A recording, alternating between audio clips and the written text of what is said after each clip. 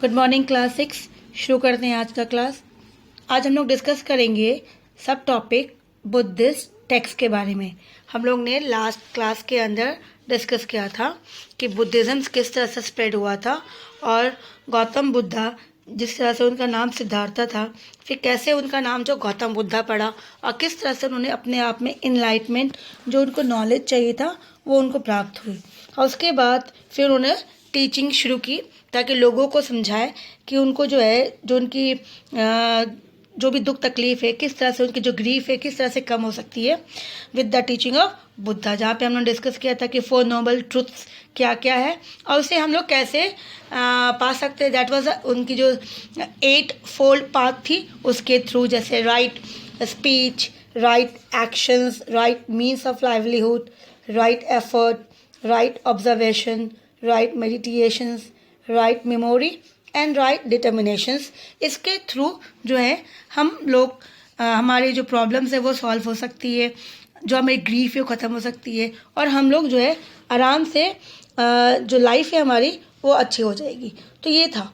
अब हम लोग आज डिस्कस करेंगे बुद्धिस्ट टेक्स्ट के बारे में। जो उन्होंने टीचिंग की थी उसे उन्होंने फिर लोगों को बताने के लिए जो टेक्स्ट बनाया उसके लिए। तो मूव करते हैं टॉपिक पे कि Buddhist text. The Buddhist teaching have been mentioned in the sacred text of Tripitaka. अब ये जो त्रिपिटिका दैट वाज 3 बास्केट, तो यहाँ पे बुद्धिस्ट की जो टीचिंग्स थी उन्होंने जो सेक्रेड बुक बनाई, जो सेक्रेड टेक्स्ट बनाई ऑफ त्रिपिटिकास, उसे 3 बास्केट्स के लिए कहा जा रहा है, जिसमें क्या लिखा गया है उसे वापस से डिवाइड किया गया 3 पार्ट्स में। सुत्ता पिटिका इस तरह से कंटेनिंग बुद्धा डिस्कोर्सेस और टीचिंग के किस तरह से उन्होंने अपनी टीचिंग्स के बारे में बताया है।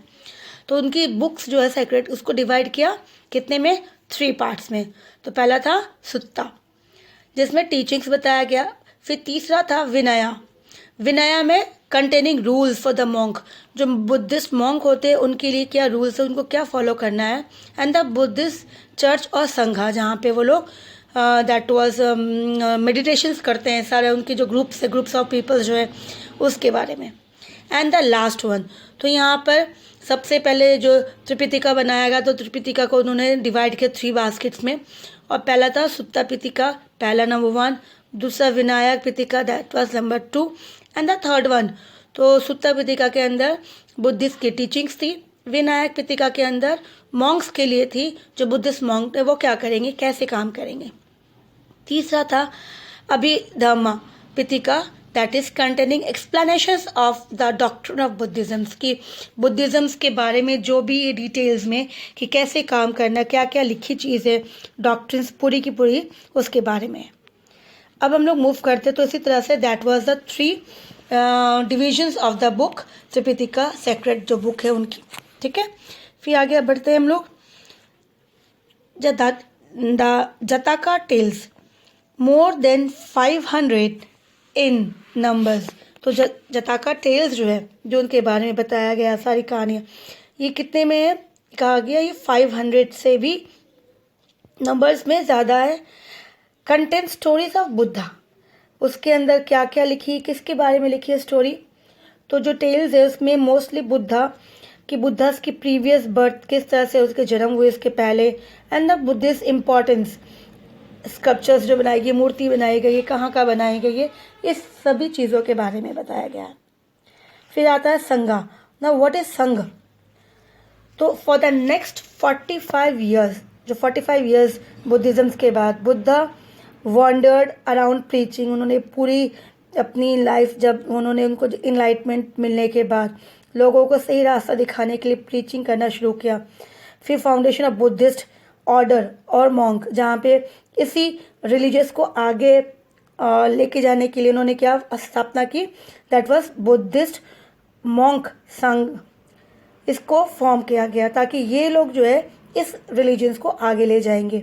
So that was the preaching, किस तरह से प्रीच करना है और फाउंडेशंस की नींव रखा गया इस रिलीजियस के आगे प्रीच करने के लिए, आगे फॉरवर्ड करने के लिए थ्रू द मंक, उसे कहा गया संघ। So the code of conduct at the संघ वे वेरी स्ट्रिक्ट। तो जो ये ग्रुप से जो ये काम करेंगे, ये जो पीपल्स है मॉन्क है, ये इनकी जो रूल्स है रेगुलेशंस बहुत ही कहा गया स्ट्रिक्ट होती है। The Buddhist monks were expected to renounce the world and spend most of the time in praying and meditations. तो इनका सबसे इम्पॉर्टेंट है, बुद्धिस्ट जो मॉन्क होते हैं इनका सबसे बड़ा कि वो अपनी जो है दुनिया को छोड़ दे, दुनिया में कोई मोह माया ना रखे दुनिया से, और अपना समय जो है वो भगवान में, प्रेयर में एंड मेडिटेशंस में लगाए। तो ये सबसे इम्पॉर्टेंट चीज़ है उनके लिए, मेडिटेशंस एंड प्रेयर। फिर आ रहा है कि since Gautam Buddha did not believe in the caste system, कि वो कास्ट सिस्टम में जब बिलीव नहीं कर रहे थे, people from different caste and communities formed a part of the संघा। तो जो अलग अलग लोग जो इस कम्युनिटीज में इसके अंदर इन्वॉल्व हुए, जिन्होंने ज्वाइन किया अपने रिलीजियस को छोड़ के, सो ये संघ में ऐड हो गए, उन्होंने अपना रिलीजियस चेंज करके they become the member of the संघ। पीपल हु जॉइन द संघ did not earn a living but survived. तो यहाँ पे जो भी लोग जो इसने संघ ज्वाइन किया, वो लोग अपनी अर्निंग, जिंदा रहना है तो हमें अर्निंग करना पड़ता है।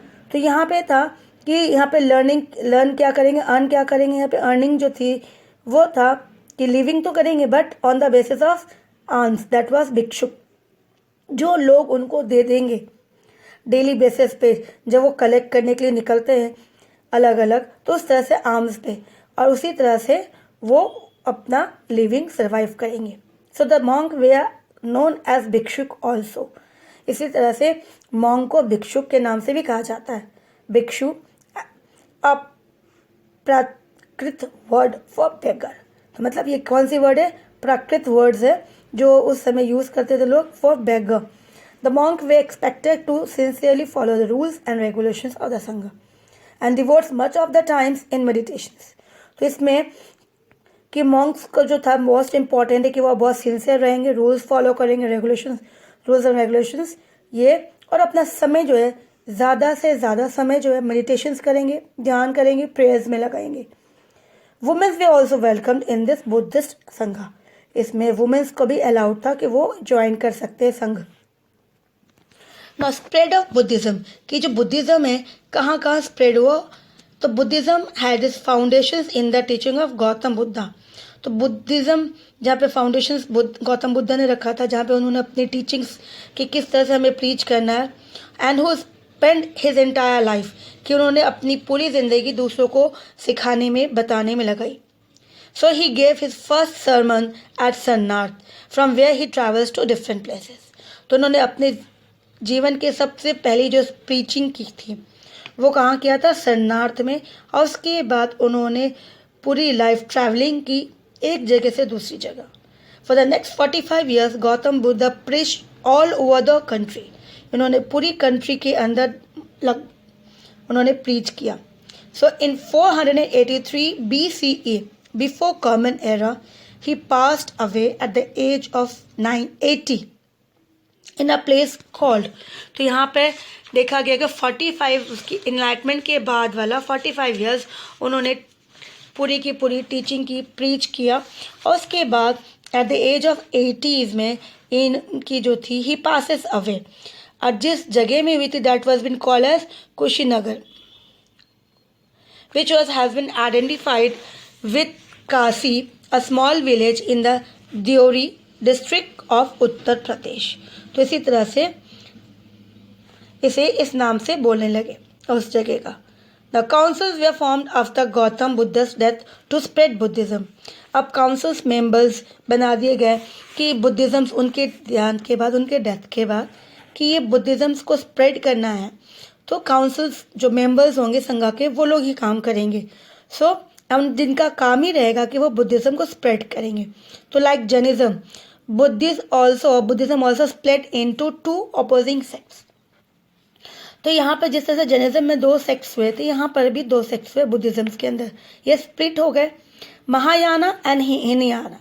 इसी तरह से Hinayana Buddhist follow the teaching of Buddha and considered him a teacher, well Mahayana Buddhist worship Buddha as god.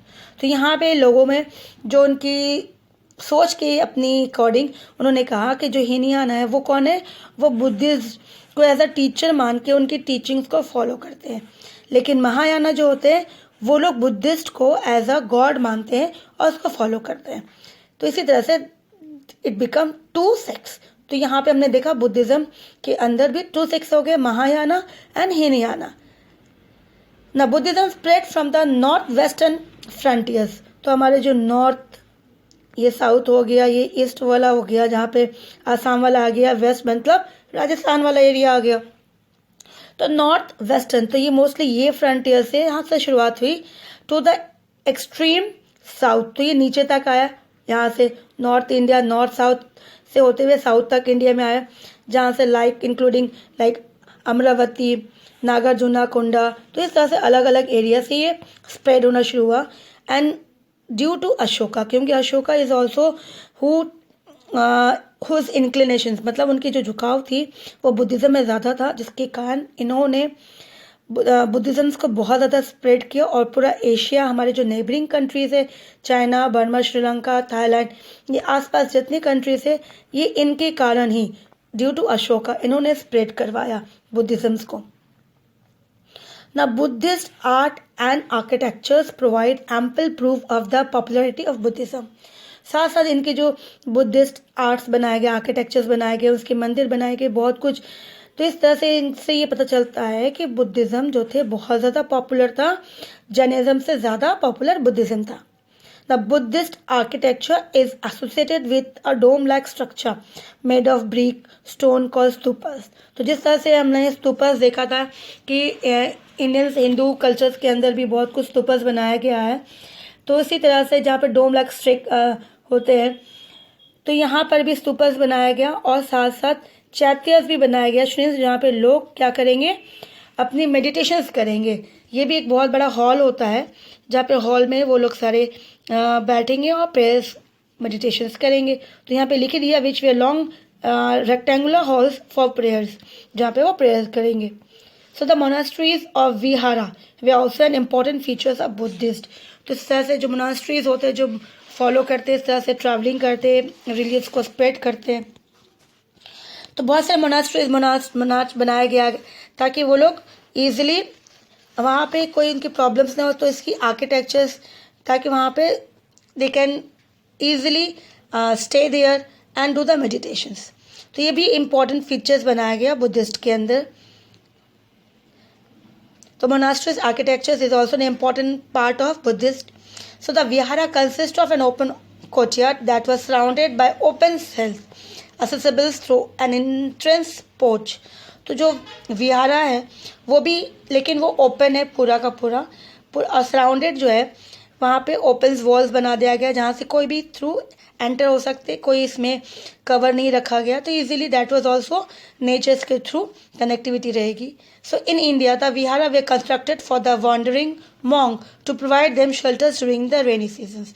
तो इस तरह से इसको बनाया गया था कि जिस तरह से बारिश का समय होता है, जब वो मेडिटेशंस करेंगे, तो ये ओपनिंग है लेकिन शेल्टर होना चाहिए, तो इसी तरह से विहारा को बनाया गया ताकि वो उसके समय, रेनी सीजन्स के समय, वो इससे बच सकते हैं। So when it become difficult to move around, तो इस तरह से उस समय वो कहीं नहीं जा सकते, बाहर मूवमेंट नहीं कर सकते, तो वहाँ बैठ के मेडिटेशंस करेंगे। Large cities such as Ajanta cave, Aurangabad cave, Karli caves, Kanheri caves contain several viharas. इन सभी में जितने सारे बनाया गया, इस सभी में विहारा बनाया गया ताकि during the time of rainy season जो मॉन्क है, और इस तरह से मोनास्ट्रीज बनाए गए ताकि वो बैठ के वहाँ पे मेडिटेशंस, भगवान की आराधना कर सकते हैं। दैट वाज बुद्धिज्म की।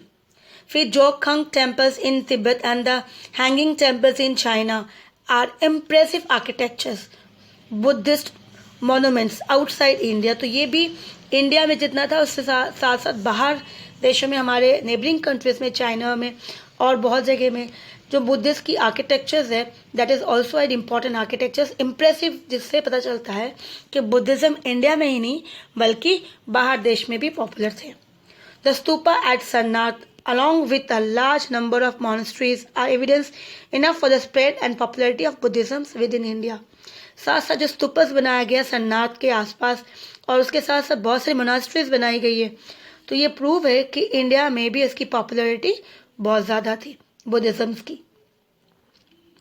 और यहाँ पे एक पिक्चर्स है, यहाँ पे Kanheri Buddhist cave in Mumbai Maharashtra. So that is again कि वहाँ पे पिक्चर्स बनाए गए, दैट इज कि आर्किटेक्चर्स जहाँ पे थे लोग उनके लिए अपने रिलीजियस को स्प्रेड करने के लिए एंड द पीपल्स अपना कि ये रिलीजियस स्प्रेड हो। तो ये देख के लगता है कि बहुत सुंदर बनाया गया, उस समय अभी भी उस तरह से वैसे ही सुंदर है। तो हमारा जो चैप्टर्स है मोस्टली कंप्लीट हो गया ना। बियॉन्ड बॉर्डर्स में मूव करते हैं कि when the religious movement of Buddhist and Jainism were developing in India the world was also experience the religious and spiritual development. तो जिस तरह से हमारे देश के अंदर ये रिलीजियस मूवमेंट हो रहा था तो वर्ल्ड के अंदर भी हो रहा था अलग अलग तरीके से। तो इसी तरह से ग्रीक में भी अलग अलग, तो इसी तरह से दैट वाज पोइट्स अलग, the Confucian in China, Zoroastrians in Persians, ये अलग अलग वर्ल्ड में अलग अलग तरीके से। तो इस फेज को मोस्टली कहा जाता है that was the devotions and जहाँ पे मोस्टली मूवमेंट था कि गॉड्स के प्रति स्पिरिचुअलिज्म्स के थ्रू। ठीक है, तो हमारा ये चैप्टर्स जो कंप्लीट हो गया, अब हम लोग मूव करेंगे क्वेश्चन आंसर्स में नेक्स्ट क्लास में। Thank you.